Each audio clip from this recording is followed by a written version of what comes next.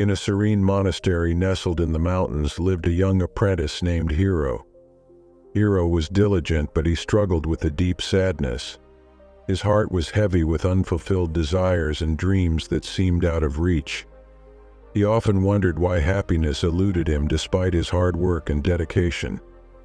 One day, sensing Hiro's turmoil, the wise Zen master called him into his chamber. The master looked at Hiro with kind eyes and handed him a simple yet profound task.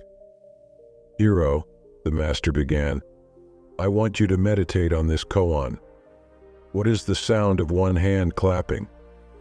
Confused but obedient, Hiro nodded and retreated to the quiet garden to meditate. Days turned into weeks as he sat by the tranquil pond pondering the koan. The question seemed impossible to answer, yet it gnawed at his mind, refusing to leave. One afternoon, as Hiro sat beneath the cherry blossom tree, he watched the petals gently fall to the ground.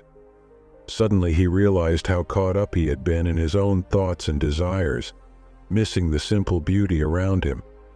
He understood that his sadness stemmed not from unfulfilled desires, but from his inability to live in the present moment. He rushed to the Zen master, a new light in his eyes. "Master, I think I understand. The sound of one hand clapping is silence, but it's more than that. It's the acceptance of the present without the need for noise or validation. It's finding peace in what is rather than longing for what isn't." The master smiled, seeing the enlightenment in Hiro's eyes. "Yes, Hiro.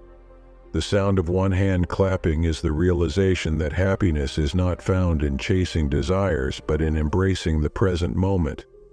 When we stop seeking and start being, we discover a profound peace within ourselves." From that day on, Hiro's life transformed. He no longer measured his happiness by his achievements or unfulfilled desires. Instead, he found joy in the simple, everyday moments: the rustle of leaves in the wind, the warmth of the sun on his face, and the gentle sound of the flowing river. He became a beacon of peace and wisdom in the monastery, teaching others the invaluable lesson he had learned. The sound of one hand clapping became a symbol of finding contentment in the now, a life-changing motivation that resonated deeply with all who heard it. And so Hiro's journey from sadness to enlightenment illuminated the path for many, proving that true happiness is found not in the fulfillment of desires, but in the serene acceptance of the present moment.